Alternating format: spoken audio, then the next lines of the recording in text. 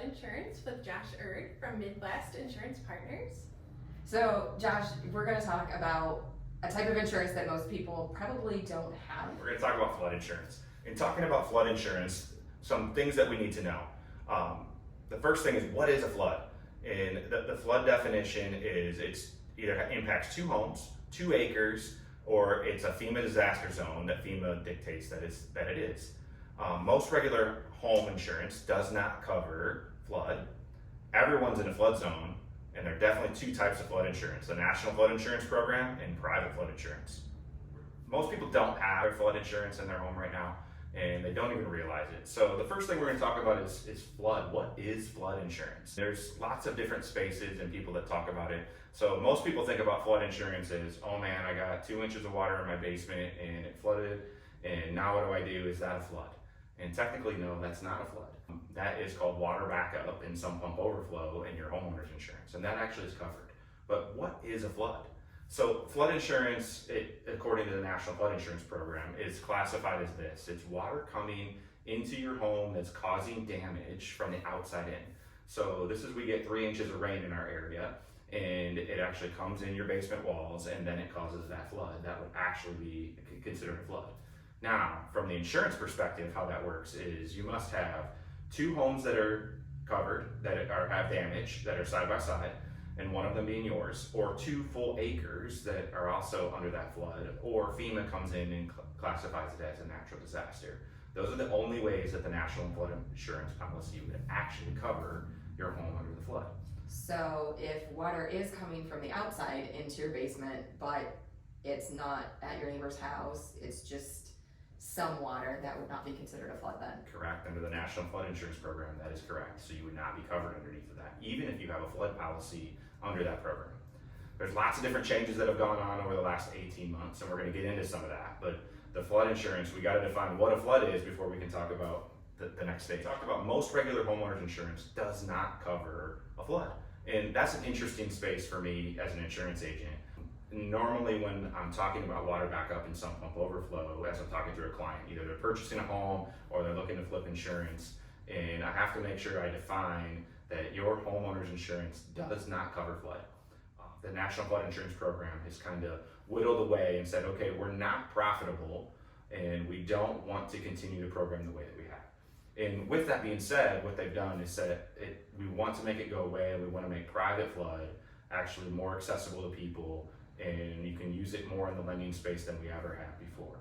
So with that, there's 2 types of flood insurance. You have the National Flood Insurance Program that's run by the government, and they manage the fund, and when you buy insurance through a National Flood Insurance provider, the money and the premium that you pay goes into that national fund.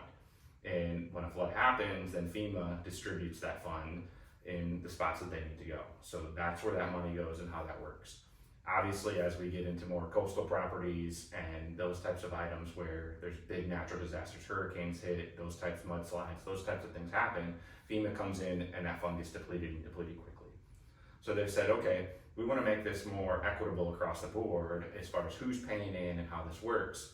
And they're starting to whittle that fund down, and they're not making it go away, but they're definitely changing the parameters and what that looks and feels like, which makes it really nice for us as insurance agents, because we have to do our continuing education and figure out what that is and what they're not doing across the board. But with that being said, there were some ratifications done to that, and they allowed flood insurance on the private side. So over the last 18 months, it used to be 2 or 3 private flood carriers that really did the coastal properties. And they've now come into even our area and expanded into, I think I have 15 different private flood carriers that we can write within our agency. And the private flood now, you can also do this in different levels with different loan types. So the VA and FHA loans can now have private flood as attached to them, which normally is much more cost effective than the National Flood Insurance Program for buyers. And when you get first time home buyers, as you guys know, that are in a floodplain, that can kill the deal immediately. So flood insurance is a big space for us, but everybody's in a floodplain. I think those are the things that we need to understand, that we're all at risk at some level. Right. It's just what risk are we willing to kind of go down. So you mentioned that the national and the private, it sounds like the private is more economical, a cheaper policy. what is like the difference there? Yeah, absolutely. So national flood insurance, you can only be covered up to $250,000 on the property itself. So just your home is covered at $250,000. Your contents can only be covered up to $100,000. I would tell you that most homeowners policies are covered for way more than that for other types of damage that would happen. So you're really limited on the type of coverage, the amount of coverage. You're also not allowed in the national flood insurance to have a full replacement cost built into that. So you're basically getting $250,000 and whatever you can rebuild, that's what you get. And vice versa on your personal property items, you're getting, it's called actual cash value, which is an appreciated value of your property items. So as your TV gets older and your bed gets older and your couch gets older, it's worth less money to the insurance company. Right. So they take that into account as well, but you can only insure it up to $100,000 under the national flood insurance policy. It also does not cover any type of exterior landscaping, pools, exterior garages. Those types of items are not covered under the national flood insurance program. So people, they get into that spot as well, where your homeowner's insurance would technically cover a lot of those types of items and at least pieces of it, where the flood insurance covers none. So when the flood causes the damage, that's what's not covered. And homeowner insurance can't like cover if it's from a flood and flood insurance doesn't cover, can homeowner's insurance? It will not. No, It will not, okay. because the homeowner's insurance has said the damage was caused by the flood, so there is no coverage for any type of damage on your homeowner's insurance. Okay, So it's all relying on the flood at that point. right. So yes, it's So if you don't have flood insurance You're and you have a, something that's determined by a flood, correct. homeowner, nothing will be covered. Nothing will be covered. Okay. how is the private flood insurance then different? Yeah, the private side, so there's limits that are really unlimitable. So I mean, you can go up to $3 million. I have carriers that will write the coverage A, so the home itself up to $3 million, and the contents you can write just like you would your homeowner's policy. So there's no limit on your contents coverage, as well as you can do full replacement on the private side. You can have your pool taken care of and refilled. You can have your shrubs taken care of and landscaping. So there's a lot more that you can add on to the private side, depending on where the property is, what type of private flood is there. There's multiple policy forms based on the location of the property and the type of flood that we're talking. Okay. So there's really unlimited space as far as what we can and can't do in the private flood insurance side. So you get better coverage at a lower rate. Absolutely. Well, I think I would be calling the private Yes. and companies and be like, this is what I'd like, please. Yeah, absolutely. And again, it's bank specific. So there's still some banks that are saying, okay, on the FHA and the VA space, we only want national flood insurance. It's been ratified across the board that we can use private, but in the same context, there's still some of the larger banks that have not moved into that space 100%. So it's something that you do need to talk to your lender about as you're going through a home purchase to say, hey, can we use private with these spaces? There definitely are some larger banks that do have private options that are available. So it's much better for the consumer all the way around. I'm not saying that you don't want to use the National Flood Insurance Program, but they are whittling it away and making it more cost effective on the private side from a consumer perspective. So you said everybody's in a flood zone or floodplain. Yes. So people are like, oh my gosh, do I need flood insurance? Yes. Obviously, if you purchased a home, I shouldn't say obviously, if you purchased a home with a lender, they're going to check that because the lender is going to want that flood insurance. Correct. Can we talk a little bit about elevation surveys and how those work? Yes, absolutely. So elevation certificates, a lot of times what you would do is you would pay for a private engineering company to come in and they actually mark your home and the elevation of the property itself. So within that, some homes have an elevation certificate and they can be grandfathered in as far as not requiring to have flood insurance. And sometimes even with elevation certificate, you're still classified in the floodplain. Normally they cost about $2,500. That's just an average cost. Some cost more, some cost less, depending on the property and what they're actually coming out to survey. But the elevation certificate then gets turned into the National Flood Insurance Program. They actually look through the maps and to determine, can we change their flood zone from an AE zone into an X zone. So you're going from that 100-year floodplain to the 500-year floodplain is what you're trying to do. And it could make it so the bank doesn't require flood insurance. If you're in a flood zone X, you really don't need an elevation certificate because nobody's requiring you to have. If you want to know as the homeowner, that's one thing to have. Sure. But it's really more where I see flood certificates happening are people that are in that 100-year flood zone that they look at it and go, I don't have flood insurance, I'm not anywhere near a body of water, there might be a little spillway behind them that it looks like, okay, it could happen, but they are required then to have the elevation certificate in order to eliminate it. The other spot of elevation certificates, so a lot of times on your property, depending on the acreage of it, so say if you live in town and you have a smaller lot, a lot of times you'll have a little body of water or a stream that runs behind your home, and that part of your property is in the flood zone. The house itself doesn't sit in the flood zone, but the bank still requires you to have flood insurance because of that. That's where the elevation certificate would come in and say the house sits above what we classify as the flood zone that's required by the bank to have the flood insurance for. So the elevation certificate could help kind of walk through that process. The hard part about an elevation certificate is it's slow.